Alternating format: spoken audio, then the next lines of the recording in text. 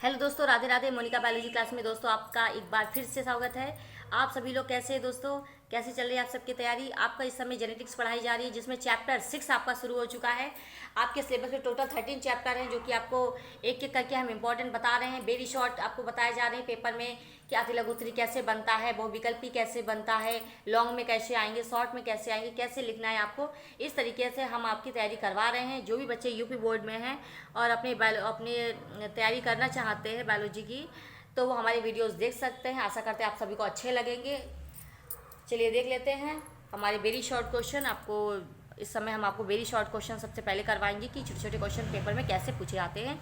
यहाँ से आपके अति लघु उत्तरी के साथ साथ जो होता है बहुविकल्पी प्रश्न भी बनते हैं। ठीक है, तो देख लीजिए चैप्टर 6 जेनेटिक्स का है। Short question, very short questions आपके हैं। ठीक, तो हमारा पहला प्रश्न है आज का, डीएनए तथा आरएनए का पूरा नाम लिखिए। ये क्वेश्चन बेटा आपको डीएनए आरएनए क्या होता है ये तो आप लोग बहुत पहले की क्लासेस में पढ़ते चले आ रहे हैं। आपके 9th क्लास से ही शुरू हो जाता है कि डीएनए क्या है, आरएनए क्या है। तो आपने बहुत पहले भी सिलेबस में पढ़ा होगा। तो आपको बता दें कि डीएनए तथा आरएनए का पूरा नाम लिखिए। ठीक, यहाँ से आपका बहुविकल्पी में भी डीएनए की फुल फॉर्म पूछ सकते हैं, आरएनए की पूछ सकते हैं, या फिर आपको अति लघु उत्तरी में पूछ सकते हैं। तो देख लीजिए, डीएनए तथा आरएनए का पूरा नाम लिखिए। तो डीएनए का बेटा पूरा नाम होता है डीऑक्सी राइबो न्यूक्लिक अम्ल।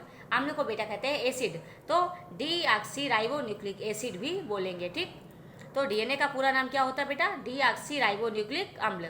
आरएनए का पूरा नाम क्या होता है? राइबो न्यूक्लिक अम्ल, यानी राइबो न्यूक्लिक एसिड। ठीक है, तो डीएनए तथा आरएनए का पूरा नाम क्या हो गया? डीएनए का हो गया डीऑक्सी राइबो न्यूक्लिक अम्ल और आरएनए का हो गया राइबो न्यूक्लिक अम्ल। ठीक, अगला प्रश्न है हमारा, डीएनए में कितनी न्यूक्लियोटाइड इकाइयाँ होती हैं? आपको बता दें कि जो डीएनए होता है डीऑक्सी राइबो न्यूक्लिक अम्ल, तो डीएनए में 4 तरीके की न्यूक्लियोटाइड इकाइयाँ होती हैं, जैसे एडेनिन, ग्वानिन, थायमिन, साइटोसिन। ठीक है, तो डीएनए में कितनी न्यूक्लियोटाइड इकाइयाँ होती हैं?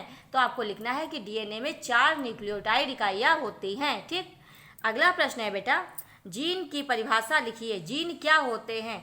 अगर पूछा जाए अति लघु उत्तरी प्रश्न में कि जीन क्या है, तो आपको लिखना है एक जीव के किसी भी लक्षण को निर्धारित करने वाले मेंडेलियन कारक को जीन कहते हैं। मान लो कोई जीव है, तो उसके जो लक्षण होते हैं, जैसे कि शारीरिक संरचना कैसी है, ठीक है, काला है, गोरा है, लंबा है, पतला है, तो बहुत सारे ऐसे शारीरिक लक्षण होते हैं।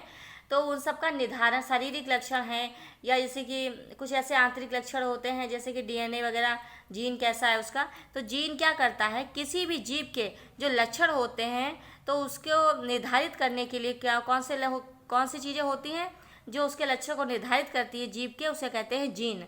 जीन क्या होता है? यह आनुवांशिक पदार्थ की इकाई है। अगर पूछा जाए आनुवांशिकता की इकाई क्या है, तो आनुवांशिकता की इकाई को बेटा हम जीन कहते हैं। यानी कि यह आनुवांशिक पदार्थ की इकाई होती है।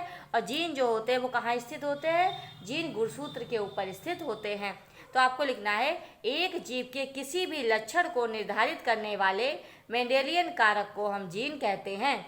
यह आनुवांशिक पदार्थ की इकाई होती है और जीन जो होते हैं वो गुणसूत्र पर स्थित होते हैं। ये होता है जीन। ठीक है, तो डीएनए आरएनए की फुल फॉर्म, डीएनए की न्यूक्लियोटाइड इकाइयाँ जो कि 4 होती है, ये हो गया जीन। जो भी किसी भी जीव के लक्षण को निर्धारित करते हैं उसे कहते हैं जीन। ठीक, और जीन किसकी इकाई होती है? आनुवांशिक पदार्थ की इकाई होती है जीन। ठीक है, अगला प्रश्न है बेटा, जीन की क्रियाशील इकाई को क्या कहते हैं? आनुवांशिकता की इकाई तो जीन हो गई, अब जीन की इकाई क्या होगी? तो जीन की क्रियाशील इकाई को क्या कहते हैं? तो जीन की क्रियाशील इकाई को हम बेटा कहते हैं सिस्टोन। क्या कहेंगे बच्चा? सिस्टोन कहेंगे।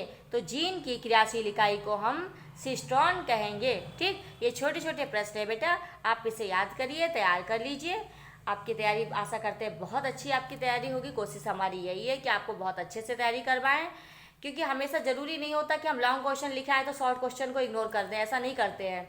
अगर हमें करना होता तैयारी, अगर हमें करनी ही है तो हमें अति लघु उत्तरी प्रश्न भी पता होना चाहिए, बहुविकल्पी भी आने चाहिए, ठीक है, शॉर्ट क्वेश्चन भी आने चाहिए लघु उत्तरी वाले, और दीर्घ उत्तरी भी आने चाहिए।